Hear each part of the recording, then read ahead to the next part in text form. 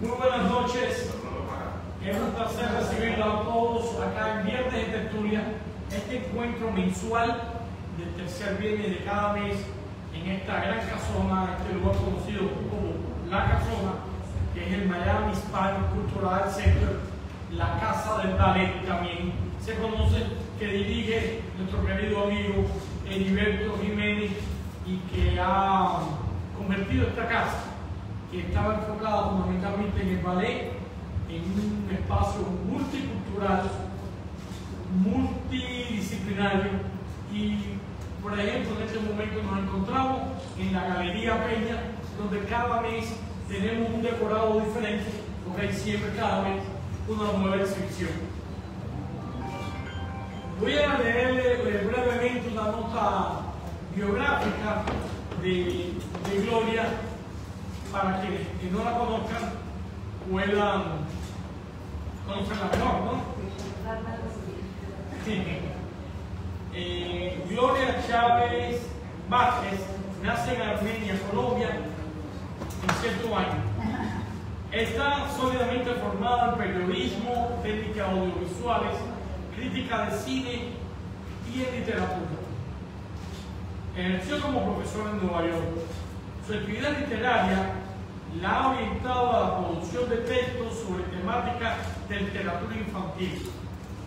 Ha recibido diferentes premios por su labor periodística y educativa, tanto en Colombia, su país natal, como en el exterior. Su obra comprende cuentos, novelas y ensayos, así como guiones para cine y televisión. Entre sus libros están La Termita, libro de cuentos, ganador del premio Unión de Escritores Colombianos en el año 1978. Cuentos del Quindío, 1982, y la novela Acún, La magia de los sueños, también de los años 80, publicada en el año 1983. En la literatura de Gloria Chávez Vázquez se puede leer temas relacionados con los indígenas muiscas y algunos de los mitos de su cultura, así como el folclore regional. También se leen relatos sobre su experiencia como migrante en los Estados Unidos. Hoy vamos a conversar con Gloria un poco sobre su vida y en particular de su novela Mariposa Mentalis, que se resume como una novela de suspenso que tiene lugar en Colombia en el año 1968 durante los preparativos para la visita de Pablo VI para la conferencia del Concilio Vaticano II, el célebre Concilio Vaticano, y los conflictos del gobierno con los nacientes guerrillas colombianas en aquella época. Bienvenida, viene de Tertulia, Gloria. Gracias por estar aquí. Gracias por invitarme y gracias a ustedes por estar presentes aquí. Estoy a su disposición para el examen. ¿Qué va? Todas estas preguntas están aprobadas porque es un poco lo que usted ha hecho. De hecho, como hay personas que no lo conocen, Joaquín, José, cuando usted viene de Nueva York, donde ha vivido la mayor parte del tiempo, hay personas que no lo conocen. Ya nos conocemos virtualmente, ¿verdad? Oh, mira qué bien. A José también lo sigo así, y aquí hay mucha gente que me conoce, pero no nos vamos a conocer, algo así. Bueno, de todas maneras, para que nos refresque la memoria, no, me gustaría que nos hablara un poco de su vida, de dónde nació y cómo fue su vida en ese lugar de Armenia. De Colombia. Nací en Armenia, exacto. ¿Cómo fue mi vida? En Armenia fueron 20 años. Los primeros 20 años los pasé allá en Colombia. Estuve 2 años en Cali, o sea que conocí otras ciudades, conocí a Bogotá, conocí a Medellín, un paseíto, más o menos.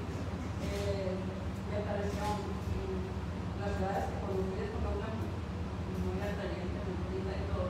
Pero mi deseo desde siempre fueron salir de Colombia para estudiar. Los 20 años que pasé en Armenia, pues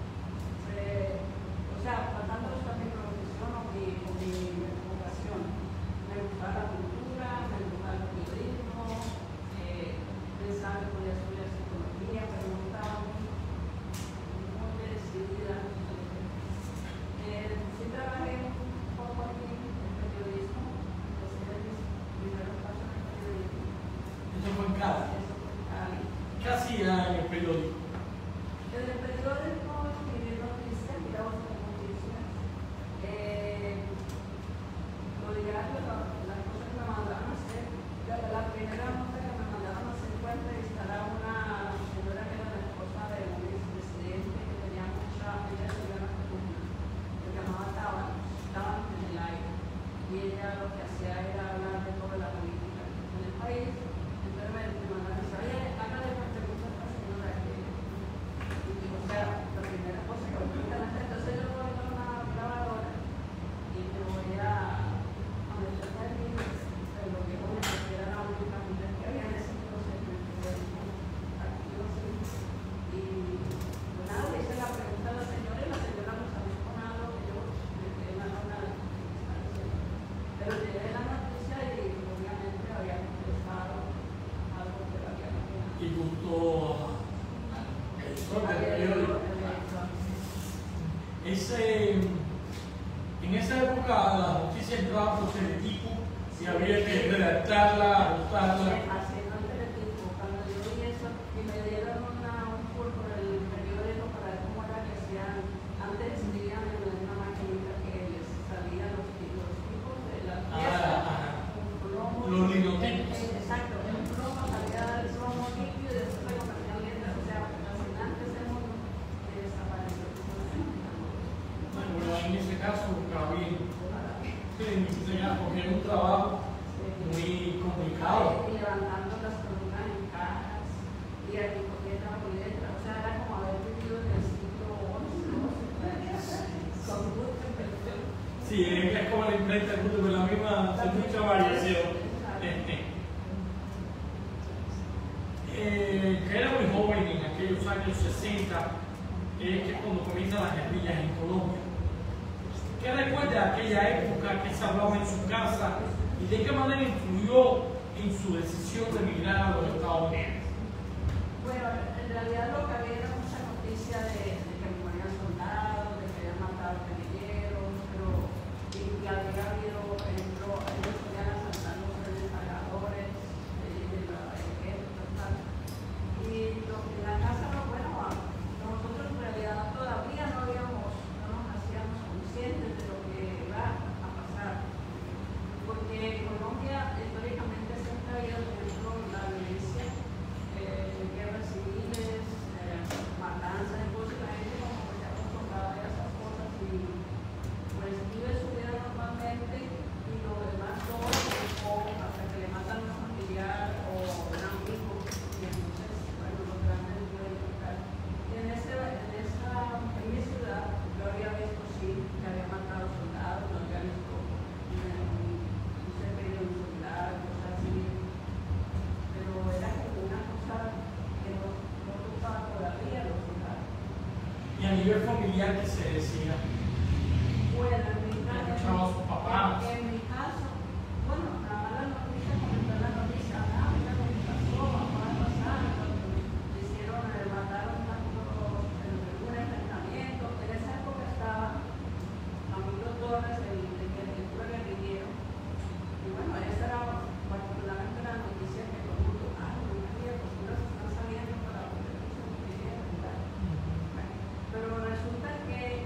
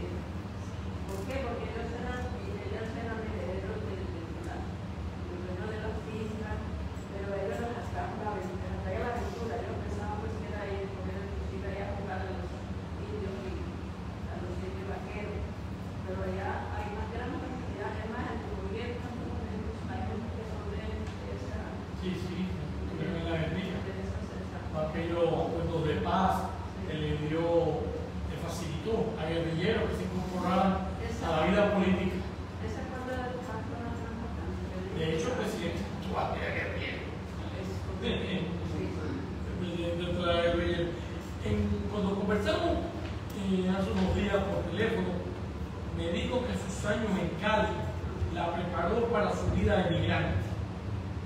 ¿Podría ahondar un poquito en eso? Sí, pues a ver, yo soy de una ciudad que cuando yo estaba allí era una ciudad pequeña, bien organizadita, ahí lo único que se oía eso de vez en cuando y las mercedes eran por los afuera, pero, vaya, no tocan las familias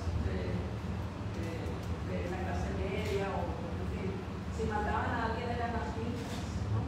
Entonces, cuando yo me graduó, entregaron como los generalmente las únicas viajes que había hecho lo hacía con mis padres. Turístico, prácticamente. Sí, una cosa turística. A mí me encantaba ir a Bogotá, pero teníamos familia en Cali. Entonces, pero Cali también me llamó mucho la atención como para ir a pasar un rato por ahí. Mientras yo estaba esperando sacar una visa para venir a los Estados Unidos, pero eso no era tan fácil. Había que hacer papeleo, había que hacer.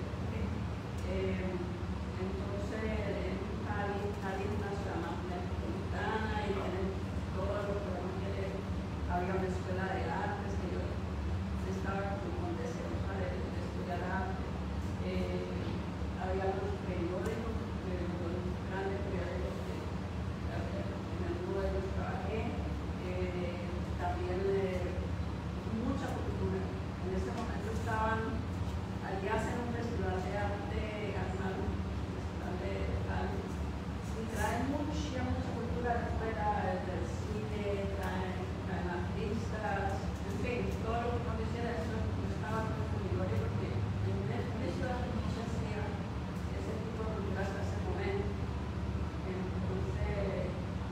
Entonces conocí amigos que eran agricultores, que habían hacía teatro.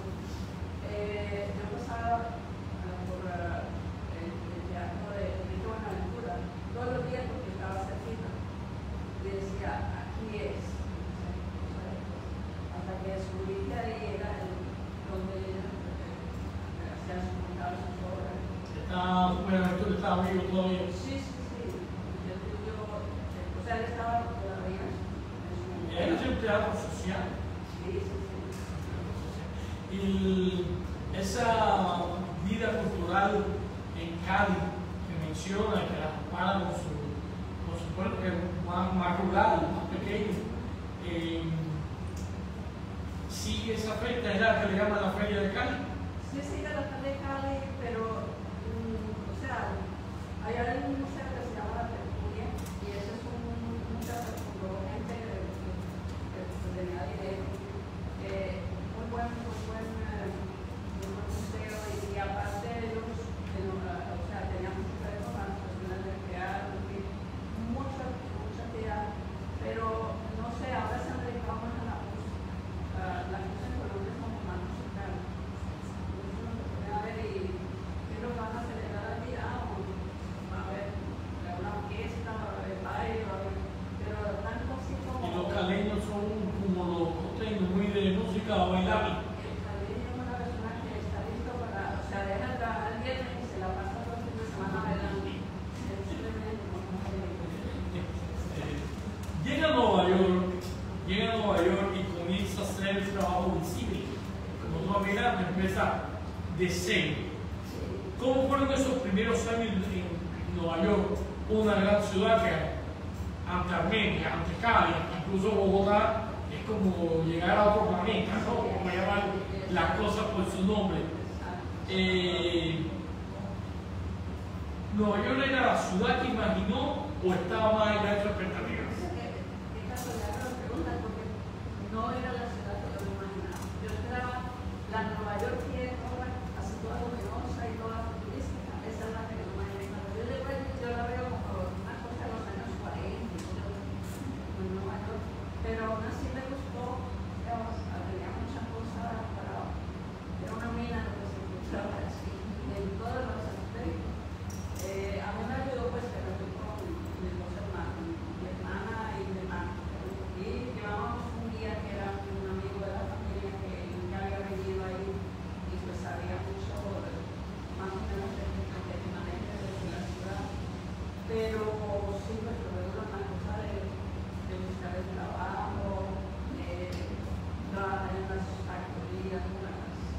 Cuéntenos ese primeros años, ese primer tiempo de comenzar de cero. No sé si tenía algo de inglés en aquel Sí, momento. tenía, pero o sea, tenía una buena estructura porque no, en el colegio no aprendí bastante lo que es la gramática, la pronunciación y todo.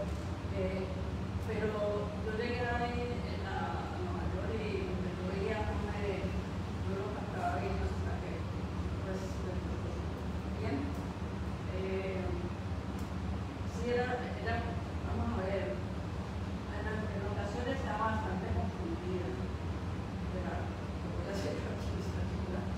Entonces, pero con las amistades y todo eso conseguí, me mandaron mucho de trabajo que era cuidando a un niño en una casa de americanos en Long Island. Y esto fue como entrar, ¿se acuerdan de la serie de televisión esa de Papá no sabe todo? Bueno, eso fue como entrar a una casa de esta, conocer personajes y encima de eso, la tecnología que había en esas casas no las había en nuestras casas. Entonces, eso a mí me fascinó hasta que yo conocí todos los aparatitos y todas las cosas, cómo funcionaba esa casa. Ya después me aburrió el trabajo, porque yo dije, yo tengo que salir a estudiar. Eso fue lo que le dije a la señora, yo voy porque me voy a ir a estudiar. No sabía cómo ni dónde iba a estudiar, pero bueno. Después fueron la época de la factoría. Mi hermana trabajaba en la factoría de esa de costura y ella me dio una vez a decir, mira, tienes que pegar botones y cortar el hilo. Tuve como 2 o 3 días, yo tengo que conseguir otra cosa más creativa que eso. Y entonces fue cuando me llevaron a una cafetería de cubanos que se llama Los Amigos.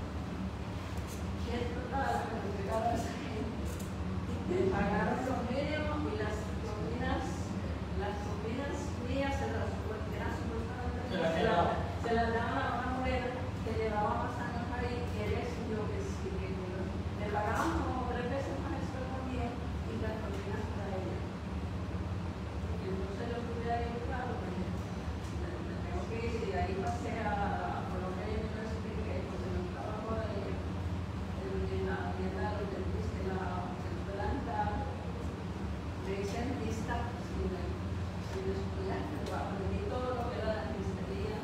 Estudié ahí 7 años hasta que, mientras estaba en esa universidad, cogí algunos cursos, porque ya no podía pagar las clases, que eran carísimas, que eran pagadas en la escuela de arte visual, en Parsons, aprendiendo las cosas de cine, de arte, la historia del cine y todo eso.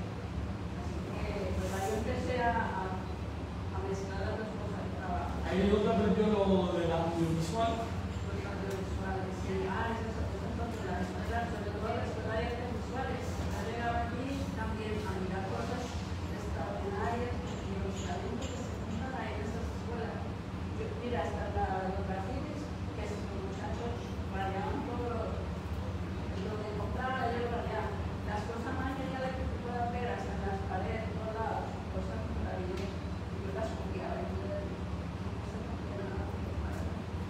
Uno de los choques, al menos a mí me resultó un chocante, y vine a Miami.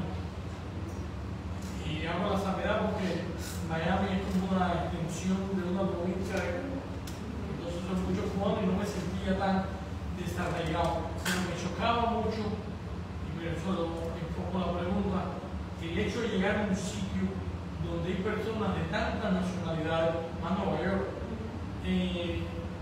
con expresiones diferentes, incluso lo que usted le llama en Colombia, yo en Cuba, de una manera, aquí le llaman de otra nacionalidad.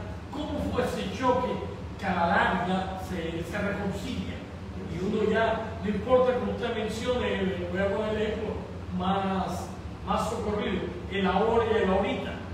Que ahorita en ciertas regiones en este instante. Más palabritas, porque la primera palabra es una que usan los cubanos para cuando están bravos, o de casualidad, y eso es muy chocante sobre todo para mi hermana, nosotros a veces recibíamos personas, amistades que venían de Colombia, sobre todo las mujeres, pero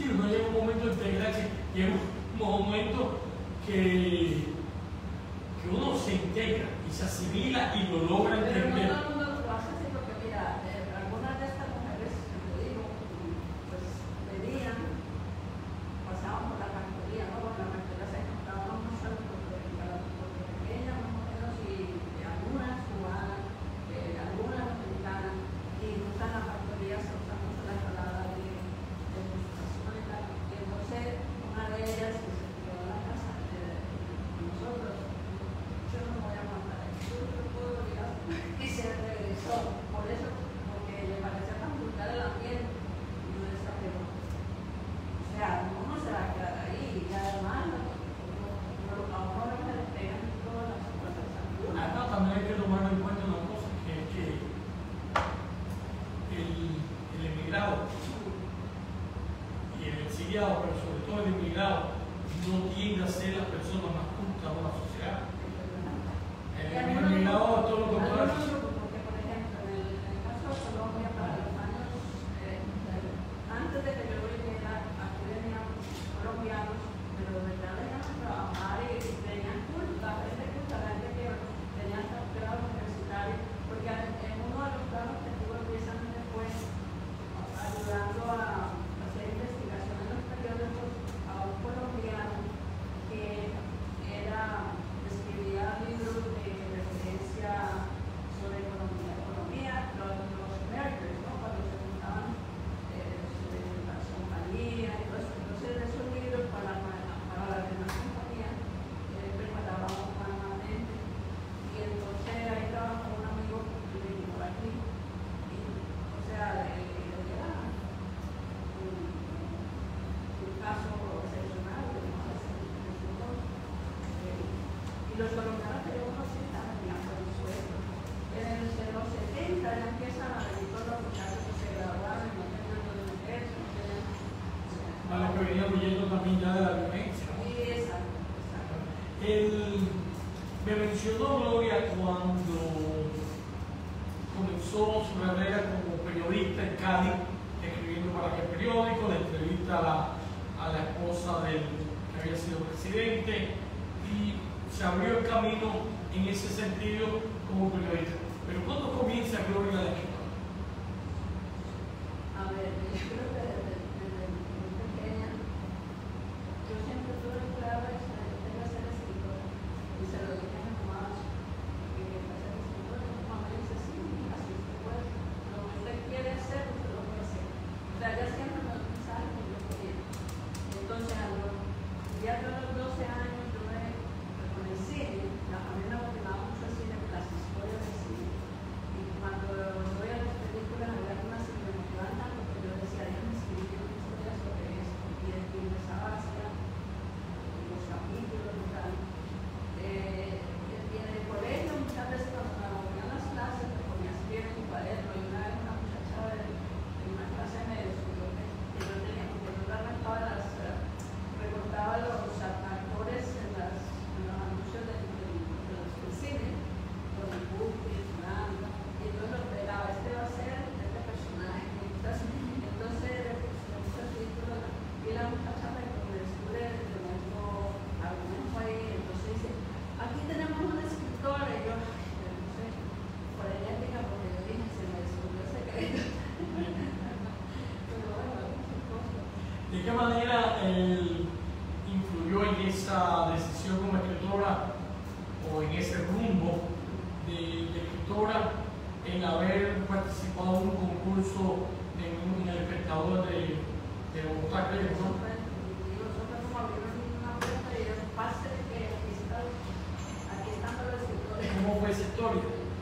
Mira, en Rayo pegamos periódicos en Colombia, los teníamos aquí en la edición del otro día. Nosotros compramos, no todos los días porque era muy caro, pero compramos ciertas ediciones y ahí hubo la convocatoria del espectador de que ya no es nada y llamó a los escritores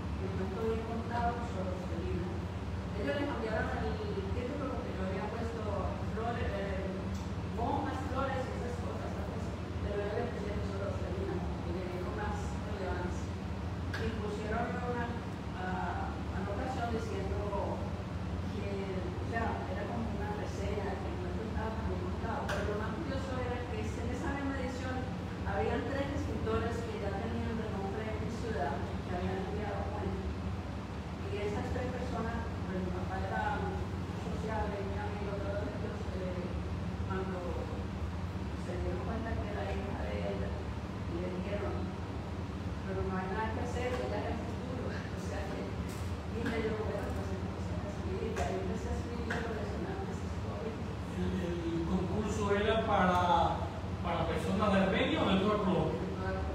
Y participaron 4 de Armenia. En ese escenario, De esta comunidad. parece que lo escogieron porque eran de Armenia, pero eso no te digo, era que ya eran personas de renombre, gente que ya. Es más, conocí uno de ellos que era banquero en una ciudad, periodista. Él fue columnista de Despertar por muchos años y él, por casualidad, una de mis hermanas que se fue a estudiar a Bogotá, había sido compañera de clase de una de las hijas de ese hombre, porque él era realmente de Bogotá, pero había trabajado en Armenia. Entonces, mi hermana nos presenta y nos empezamos una correspondencia y él me empezó como a monitorizar.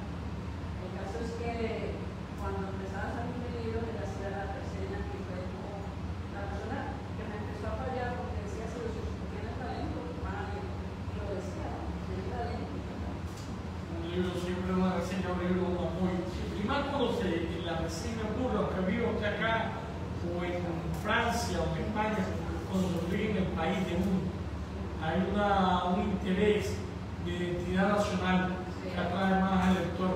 Por eso la importancia de que se publique sobre uno en el país donde uno nació. Suerte que nosotros los cubanos exiliados no tenemos, porque no tenemos un país que nos represente, ¿no? Sí tienen un país fuera de... Fuera sí tenemos uno. Ustedes tienen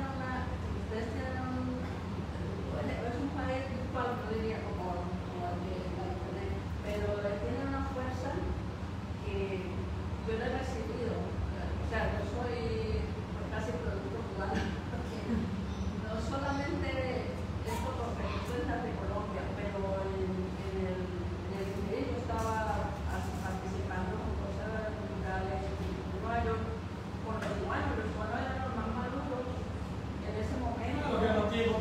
Ahí es donde usted entra en contacto con el Centro Cultural Cubano, ¿no? Sí. ¿Cómo fue esa relación? Tan maravillosa. Primero que todo, allí había muchas actividades. Había exhibiciones de pintura, pues se leía poesía, se reunían gente todos los días de semana. Bueno, y a ver, había un escritor que mencioné a José Corrales. Sí, claro. Yo hacía teatro y mientras yo estudiaba en el colegio, él estuvo haciendo teatro en ese colegio y a mí me interesaba mucho hacer contacto con ellos porque eran muy activos, siempre estaban en eso. Cuando fui una vez a ver una obra y vi que iban a hacer un teatro de poesía, yo era de otra de poesía y él me dijo, sí, claro. Él me apoyó mucho con la literatura de la poesía. Participé como en 3 festivales, pero también me metí mucho con el teatro cuando hacían las obras, el montaje, en fin, para mí fue una escuela maravillosa.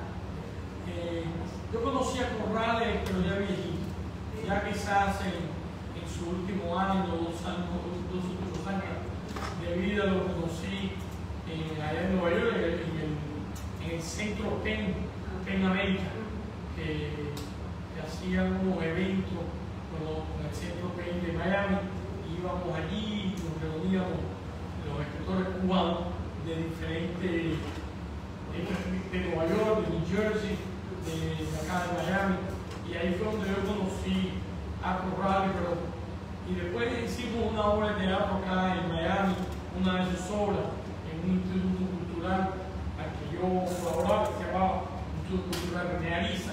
Hicimos una lectura dramatizada de una de sus obras. Creo que me dio reconoció también a Elena Fuente, a Iván Acosta. Te iba a mencionar sobre José porque a mí me llamó, o sea, las obras eran muy bien montadas, por lo menos, pero había un director, Corbet, creo que era apellido. Corbet, sí, todavía que me llama. Él hizo, montó ahí el escribió Ahora emblemática que ya lo jugamos. y él le puso hasta el olor del café. Y yo decía, increíble, pero cuando empezaba a leer eso, no, ese es una chica. Me llamó mucho. Yo, aire frío, bueno, Virgilio Piñera era un escritor que estaba marginado por el gobierno cubano y de hecho no se pudo hablar de él hasta después que murió. Varios años después que murió, siempre estuvo muy marginado por el gobierno cubano. Y yo sabía de Virgilio, pero no lo había podido leer y lo leí cuando llegué acá. O sea que no había nombrado de la ley. No, está prohibido. Y cuando también hablaba de estaban los libros de qué hombre tan increíble, qué literatura tan extraordinaria. Yo me estaba inventando las lecturas mías de ese tipo de escuela cubana. El primer libro de Armando Mejía cuando se cayó en Nueva York fue precisamente de escritores cubanos. Una cosa curiosa, que hablaba de lenguaje. Había una escritora allí que hablaba de alguien que le había tirado la máquina a un hombre y lo había dejado primario. Y yo decía, espérate, ¿cómo tirarle una máquina a una persona en alemán? Porque yo me imaginaba que era la máquina de escribir que le había tirado. Era la automoción. Cuando me enteré de eso, empecé yo a buscar lo que quiere decir un cubano cuando dice esto, no lo quiere. Un automóvil, un carro. Pero tú sabes que uno lee y encontrarse una cosa así, eso es un contento. Y descubrir que la máquina no es de escribir, Yo tenía una, perdón de esta digresión, pero una conversación. Yo tenía una tía que era una persona mayor, además una persona fundamental en mi vida, mi tía y mi madrina Zoya. Y ella jamás hablaba de vamos a tomar un helado, era un mantecado. El mantecado era sinónimo de helado. ¿De helado de vainilla? No, un mantecado no era cualquier helado. Yo no sé por qué, de dónde venía la frase, pero de ella, el mantecado era helado. Bueno, yo sabía que mantecado por la lectura y todo eso, pero si yo oigo de mantecado, imagino que una cosa ligera que han puesto. Era un mantecado, ella le decía. Era muy viejita. De esa experiencia también, un teléfono, fuimos a ver a una persona aún mayor que ella, una tía de ella, una pariente. Yo era chiquito y fuimos a su casa, había un caserón en un barrio que se llama El Cerro, que es uno de los barrios más antiguos de La Habana. Son unos caserones. Esto es un solar al lado de lo que era aquellos caserones en El Cerro. Y suena el teléfono y me dice la señora que fuera a contestar el teléfono. Cuando yo llego a aquel teléfono, era aquellos teléfonos que había que coger en la mano, hablar por aquí con ese tubo. Y yo no sabía qué hacer. Yo no sabía qué hacer. Yo no sé, no sé. Ni me acuerdo porque yo veo que la impresión fue de aquello. Estuvo viajar al pasado. Era viajar al pasado, ¿verdad? Conocí en Nueva York a otro cubano que hizo mucho teatro, que fue muy amigo mío, a Dumín, Gilberto Dumín. Él hacía mucho teatro en los sótanos, en aquellas salitas pequeñas. Sí, era que existían muchas, yo no sé ahora, pero había muchas salas de todas las clases, la alcaldía, que había cogido esta muchacha que había cogido un teatro, que hacían anuncios. Y algunos grandes, como el Teatro Rodando Puertorriqueño, que hizo gran teatro en Nueva York hasta prácticamente con Miguel Colón. Sí, lo hacían bilingüe. Sí, que era bilingüe también. Era rodante porque lo llevaban por el país. Teatro Rodando Puertorriqueño. ¿Cómo recuerda en sentido general? Porque cuando uno llega a un sitio, tiene que agenciarse lo primero para vivir, ¿no? Las cosas esenciales. Cuando ya pudo involucrarse o vincularse con la vida cultural con cierta frecuencia, le cambió su vida, se sintió mejor. Sí, ya es como, bueno, porque ya tienen el vestido con la medida correcta, ¿no? Claro. Los zapatos que siempre ya había, bueno, uno ya está trabajando, ya uno conoce cómo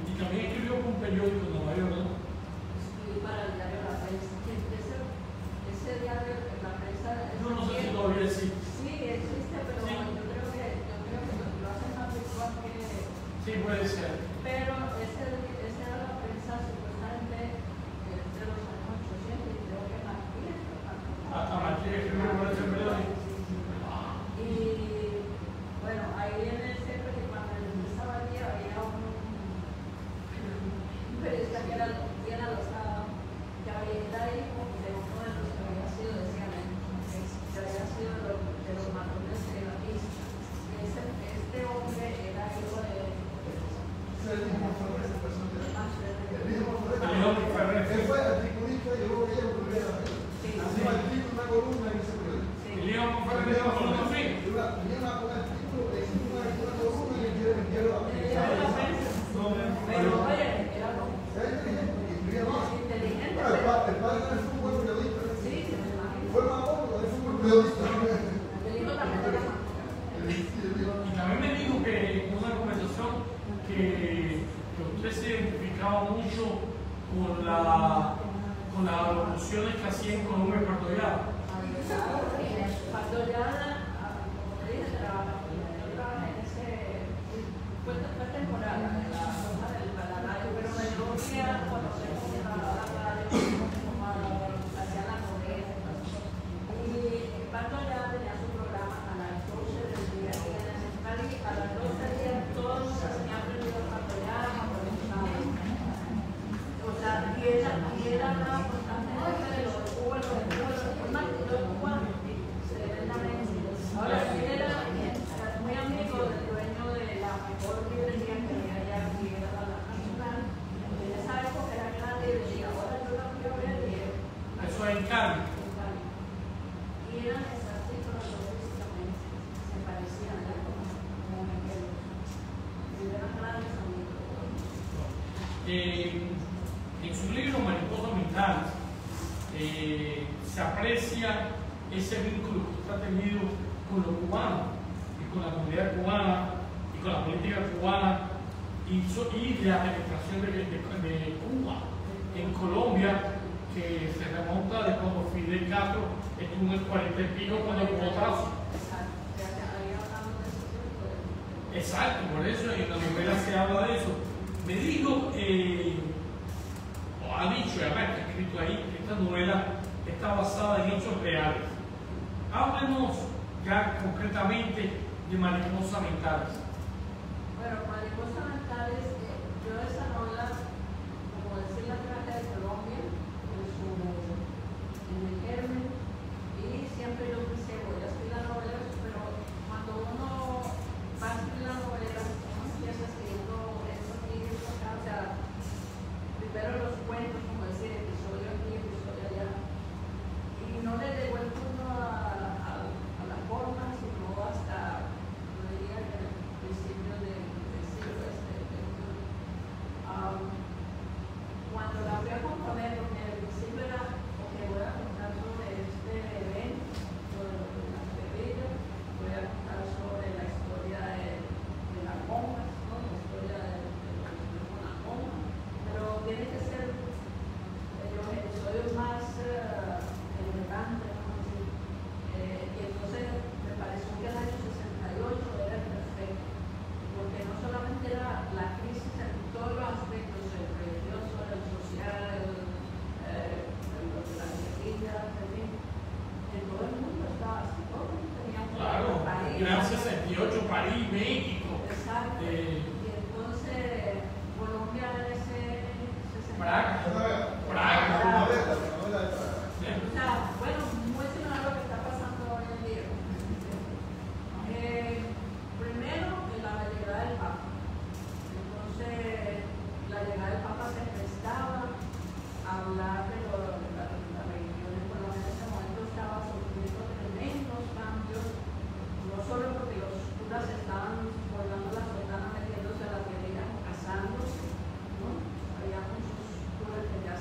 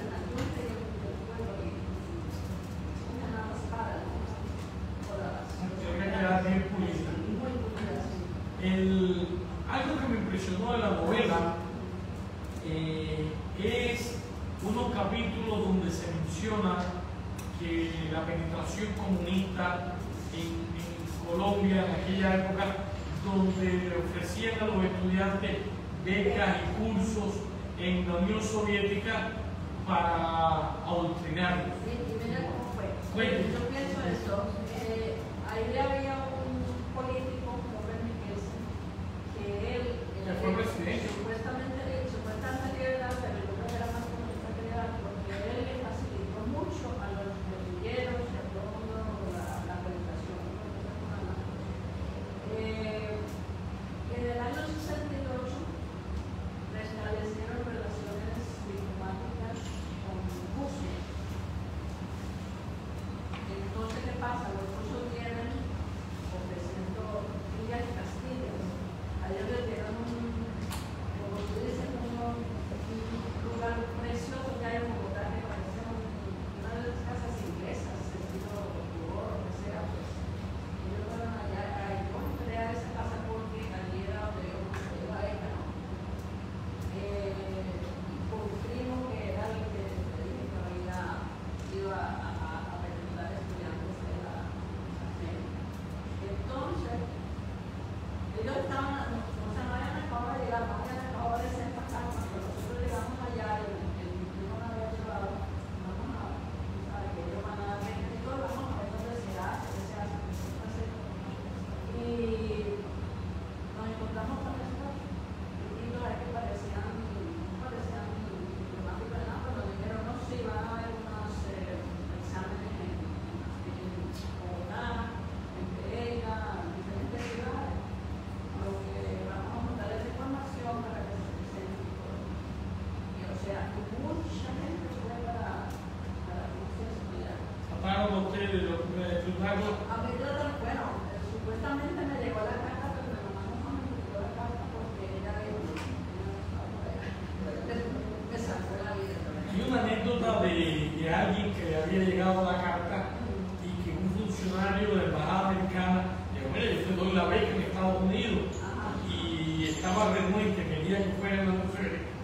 Bueno, tú sabes, allá es un poquito menos, no es de la calidad, pero sí puedo decir, porque el Colombia Americano todos los años ofrece becas a los estudiantes de todos los países, ¿no? Pues el Colombia Americano en todos los países, las embajadas americanas, muchas veces para poner bueno, en otros países también, porque ahora que yo voy a Colombia, están en Alemania los estudiantes, están en Australia, están en la China. Una otra tiempo ha cambiado. Mariposas Mentales tiene la contraportada nota de la escritora cubana Soledad y de la productora mexicana Norma Salazar, resaltando los valores del libro. Zoe señala la novela como de suspenso y añade que como lectora, le sorprendió su habilidad como narradora. La señora Salazar resalta su capacidad de revisar los hechos y revivir sucesos históricos. ¿Cómo concibió la novela para lograr testimonio, historia, ficción y que siempre fuera lo que es literatura? Yo creo que a mí me sirve mucho la práctica periodística, porque el periodista tiende a buscar información, o sea, lo que es la investigación, escribir también ágilmente. El periodista tiene que producir la noticia en cuestión de pocas horas, pero también puede ir a buscarla por la mañana y por la tarde la tiene que tener lista. O sea, a mí la disciplina periodística y que me fascinan mucho las historias de suspenso, como todos los escritores de crimen, lo que sea, la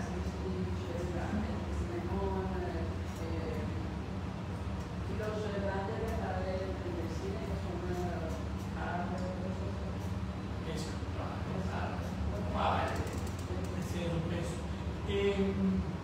me gustaría pedirle que lea algo, ¿quiere hacerlo? Por favor.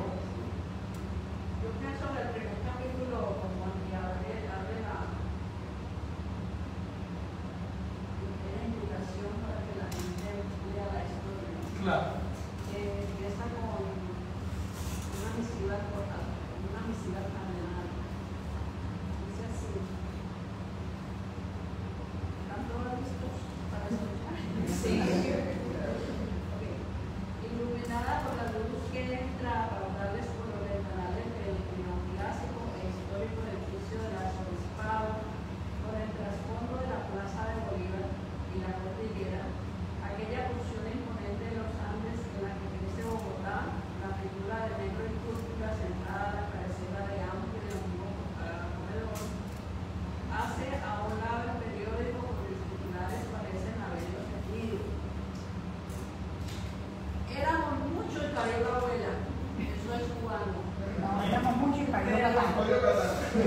Satán. Bueno, yo lo oí con la abuela, pero escuchaba exclamó frustrado, optando por la tarea de alimentar a su sexagenaria existencia, el mantel impecable en seco sobre la mesa, la blanca servilleta cubriendo su pecho a manera de babero, el jerarca de la iglesia desgajó el racimo, cogió una de las uvas, extrayendo las semillas antes de diluir la pulpa. Punto seguido se aplicó a las mandarinas como preludio a su elaborado desayuno, cacerola de tortilla de huevos, una arepa, variedad de papa y chocolate espeso. Saboreó la fruta antes de tratar de asimilar el contenido de la carta abierta que publicaba en primera plana la edición matutina de El Tiempo. El autor, un eminente abogado de nombre Ricardo León, cuestionaba al cardenal su apatía y la falta de cooperación de la Iglesia en la investigación de la muerte de su hija, estudiante de provincia en un colegio de religiosas. Nunca había oído esa expresión, eminencia. Sonrió el hombre delgado y pálido de gruesos lentes y vestido a la usanza de los cachacos, con traje de piezas. De pie ante una pequeña mesa seleccionaba la correspondencia urgente que de modo habitual leía en privado durante su desayuno. Ni la verdad por estos lados, Serafín, respondió el cardenal, de vuelta a la pelota impresa y dando pequeños ojos a la humeante taza de chocolate. Se la oía hace muchos años a la obispo de La Habana durante una conferencia. Creo que es una expresión que se pregunta a los tiempos coloniales. De la que falló el abuelo, éramos muchos españoles.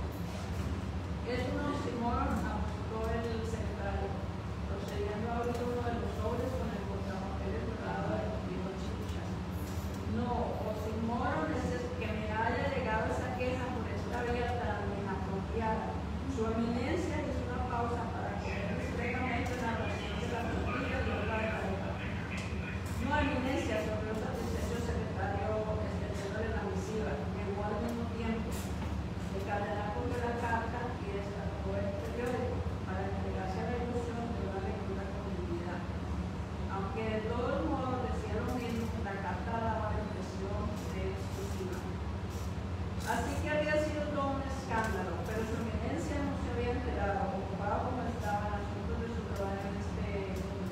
Los medios de comunicación habían cubierto en página roja y por varios días, primero la noticia y luego las especulaciones a raíz del suicidio de la joven bachiller en la ciudad de Armenia. El motivo era la noticia, no se había graduado. El padre no aceptaba las conclusiones de las autoridades locales de que el colegio no tenía ninguna responsabilidad en el desafortunado asunto y había hecho pública la orgullosa carta dirigida al primado, denunciando a la directora del curso al plantel y a las autoridades eclesiásticas por no supervisar las prometidas prácticas pedagógicas del proyecto. Si hubiera pedido audiencia, hasta lo hubiera invitado a desayunar, porque fue irónico el parsimonioso cardenal emitiendo esta vez un recién ordenado pan de queso. Por lo visto, los últimos años de su servicio a Dios no iban a ser muy propicios. A este se añadía el problema que agobiaba en la actualidad al doctor paciente cardenal. El de cura que había cambiado la sotana por el fusil, se había metido a guerrillero y había muerto en combate con el ejército. No faltaba más, se había quejado entonces a su secretario. Me achacan la muerte de una oveja descarriada por no predecir su comportamiento, como si yo fuera Juan Bautista o el profeta Jeremías. No se frustra eminencia, la aconsejó Serafín, o estaba aplicando la teología esa de la liberación, o a minutos les había perdido la cabeza. No era su responsabilidad. Se los dije, se los advertí a todo aquel que quiso escuchar. El Concilio Vaticano II iba a dar origen a indeseables cambios sobre el catolicismo. Muchas de esas reformas van a seguir causando este tipo de desbarajustes y por el propósito acompañó otro bocado al cual masticó concienzudamente. Y la profecía de Don Bosco le da la razón de vivir, se recordó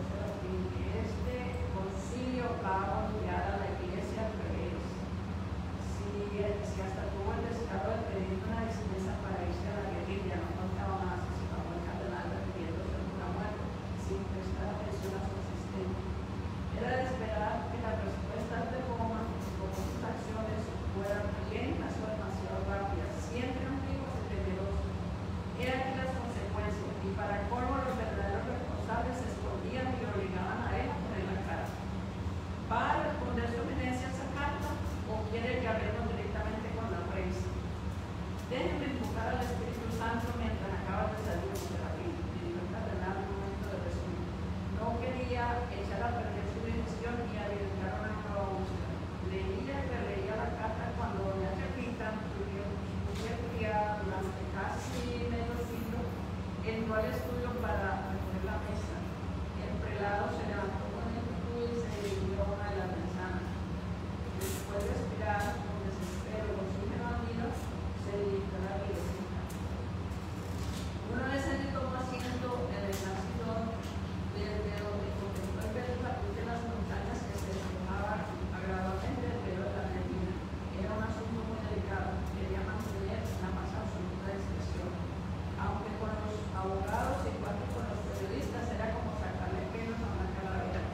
Ya había tenido que lidiar con el escándalo de uno de los colegios religiosos más exclusivos de Bogotá, donde un grupo de padres había acusado a la superiora de estar empleando métodos marxistas en sus programas de alfabetización y caridades en los barrios de la capital. Ahora esperaba noticias de Roma para que aprobara la expulsión y ojalá la excomunión de aquella monja rebelde. Noticias de la monja esta que fue suspendida de Venecia, le informó Serafín, sentado ahora frente al escritorio de Ébano con el tinto que le había traído de paso a la chiquita. La vieron en Medellín participando como laica en una reunión de líderes comunistas. Después de eso, nadie da razón de su paradero.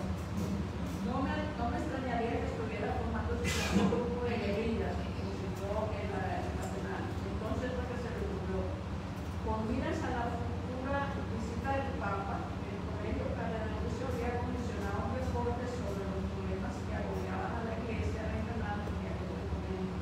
El cardenal había escogido a una docena de sus más brillantes colaboradores para asignarles tareas en las ciudades más importantes del país. Entre esos 12 apóstoles temporales se encontraba una monja y un sacerdote, traductores e intérpretes de derecho canónico que también prestaban servicio en el Palacio de la Cancillería del Vaticano. El sacerdote era graduado de Derecho Internacional y tenía excelente reputación con el arbitraje. La religiosa, por su parte, tenía doctorado en Psicología y Teología. Hablaba 5 idiomas y era profesor universitario en Roma. Ambos habían sido asignados a la zona cafetera. No había ocurrido la tragedia precisamente en la de Villarmen, la capital del Unido. Les encomendaría entrevistarse con el padre de la mujer suicida, que según la dirección de la carta tenía oficina en Bogotá. Comuníquese su merced con ese caballero esta tarde y asegúrese que la iglesia toma carta en el asunto. Dígale lo mismo a cualquiera que pregunte.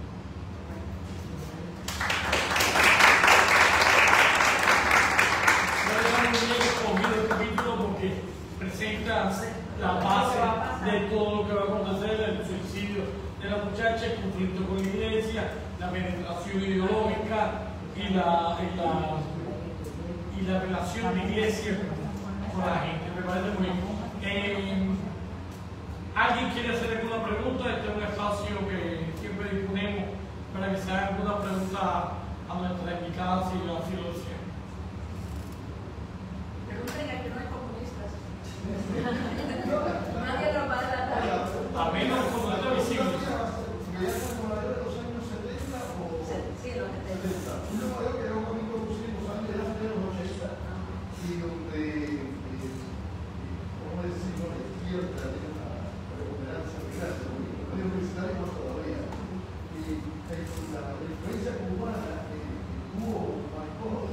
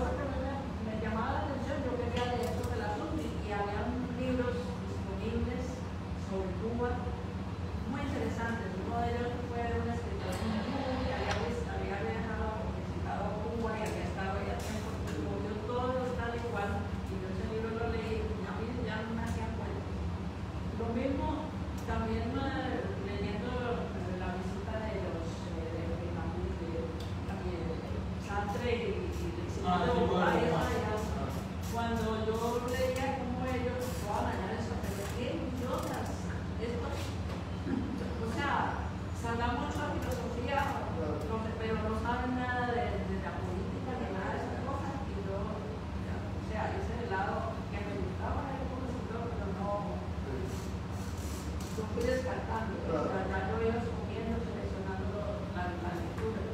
O sea, yo ya llegué a Nueva York sabiendo lo que había, pero como tú dices, cuando yo empiezo a ir a la universidad, a los profesores y oí las tonterías que hablaban, yo decía que la gente de los años están parados. Y aún así lo llevas allá, y claro, te lo pasan por la vitrina, como dicen ellos, y ya me vienen diciendo aquí, no, que hay de todo, y hay luz, y hay agua, claro, a ellos lo pusieron en el montaje, ¿no? De manera imaginar que muchos de los paseínos, eran hijos de cubanos criados allá en Nueva York, sobre todo, que también se creyeron no sé cuánto. Y yo conocí a una amiga que lo fue, cuando fue a Cuba, y yo la teoría cubana se dio cuenta que no era una gran mentira. Pero los mayores cubanos al revés, que uno esperaba que, habiendo pasado por eso, llegaran aquí y empezaran a ver las cosas, pero no. Ahora apenas con la izquierda.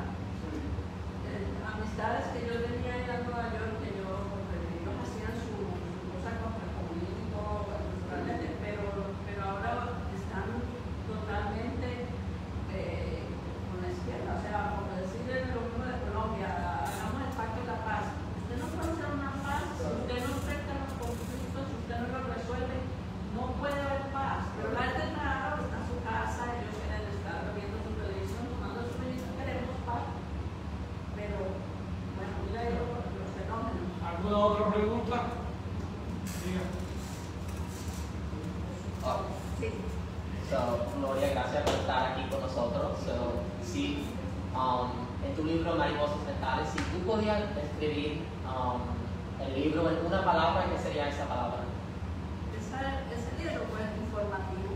Informativo. Sí, porque la persona que lee el libro se va a tomar de muchas cosas. Sí, es como que si te llega a navegar en un mar en donde vas a encontrar muchos sedimentos, mucha la naturaleza del mar. Vas a encontrar muchas cosas. Yo pienso que sí que es novela, sí tiene los requisitos de novela, pero está muy informada porque es que le gasta el tiempo. Yo no quería que ese libro saliera si no tenía algún engranaje, si no tenía tejido. Habrá algún desposilito, pero yo no lo digo. La otra persona. Es que la literatura es eso. Que me lo deje saber. Un poco la vida de uno, la vida conocida, escuchada y leída, literaturizada. Otra palabrita, testimonio. Historia. Es un testimonio histórico, exactamente. Y a pesar de eso, el libro logra que tenga suspenso. El suspenso, claro. Pues como te digo, a mí me encanta leer a todas estas escritores que manejan el suspenso y pues yo aprendí a manejar eso por lo menos. Es oficio. Es oficio. Les quiero agradecer a todos su presencia, en particular a Gloria Chávez Vázquez por su participación en Bien de Tuya, que nos hubiese esta serie que llevamos siendo 13 años y que es así, busca series variadas, dinámicas, de diferentes temas, y hoy tuvimos un encuentro verdaderamente interesante. Muy agradecido, Gloria. Muy agradecido.